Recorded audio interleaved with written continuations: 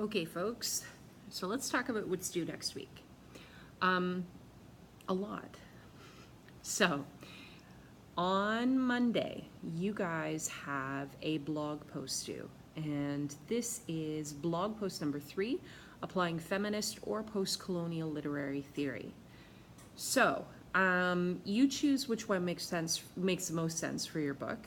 But I should add that if neither of those work, then you could consider doing a quick search on eco-criticism, okay? So do a Google search, get some background on eco-criticism. I would suggest looking at the site Shmoop, S-H-M-O-O-P, which is written in student-friendly language. And they've got some stuff on eco-criticism as a literary theory. So that might be a possibility for some of you guys. But for most of you, you would be perfectly fine to analyze the text from either a post-colonial or feminist point of view. And that is due up on your blog by midnight on, or I guess 11:59 p.m. on Monday. So don't leave it till Monday night to start. It would be a good thing to work on over the weekend. And then on Tuesday, right now it says, if you look at the calendar, Unit 4, Activity 2, Assignment 1, Setting a Purpose for Your Reading, and that's a discussion, and it says it will be locked by 11:59, or I guess midnight, Tuesday night. It's not really going to be, but if I change it now in the calendar, then it just deletes that message. So you should have your discussion post completed before midnight on Tuesday night and posted.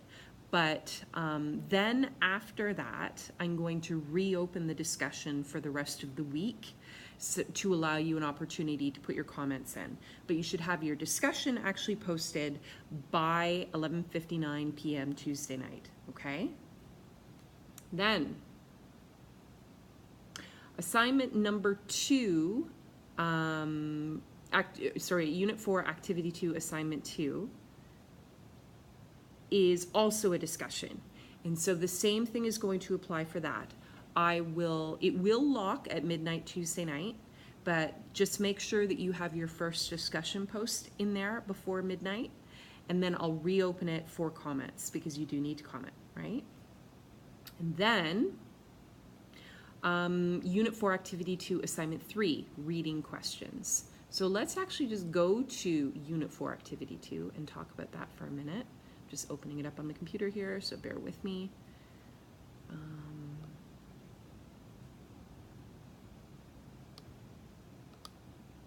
How's your Friday going? Is it good?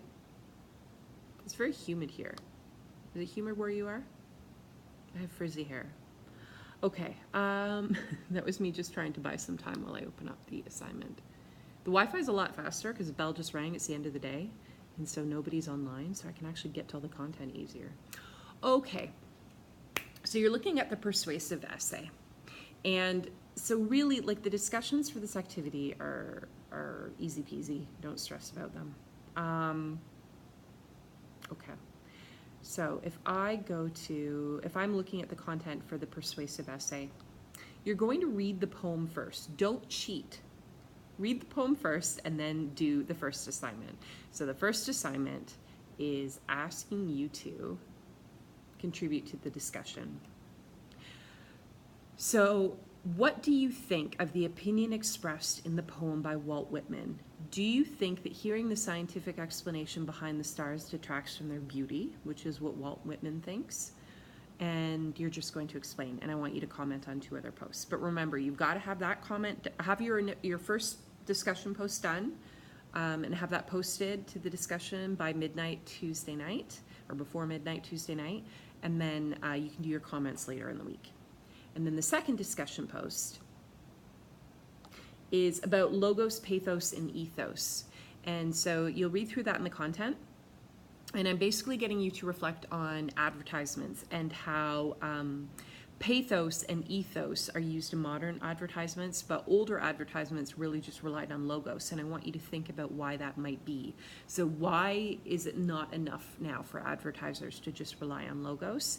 And I've given you a link to a podcast called The Age of Persuasion, which is really interesting if you're thinking about going into marketing or business, because that podcast all focuses on how do you convince people to buy things.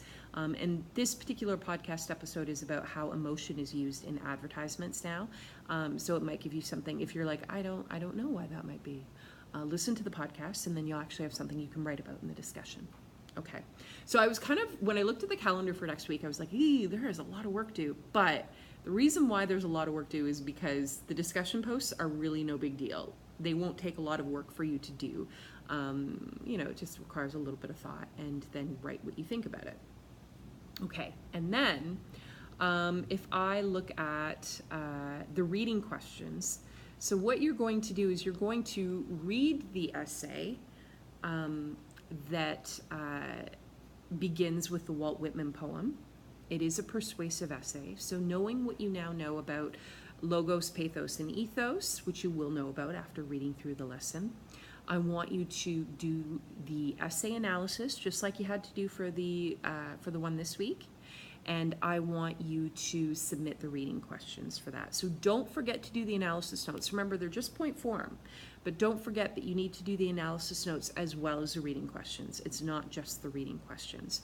Now, I always get this question when I assign these reading questions. For question 4, where it says, in point form, outline the development of Asimov's argument, and I sort of start you off by going, okay, paragraph 1 is the Walt Whitman poem. Paragraph 2 is how the author, Asimov, points out that many people would agree with Whitman. You don't have to tell me, in paragraph 4 it says this, in paragraph 5 it says this. If, for example, let's say paragraph 4, 5, and 6 are all doing the same thing, like developing the same idea, you can group them together, okay? And again, it's just point form.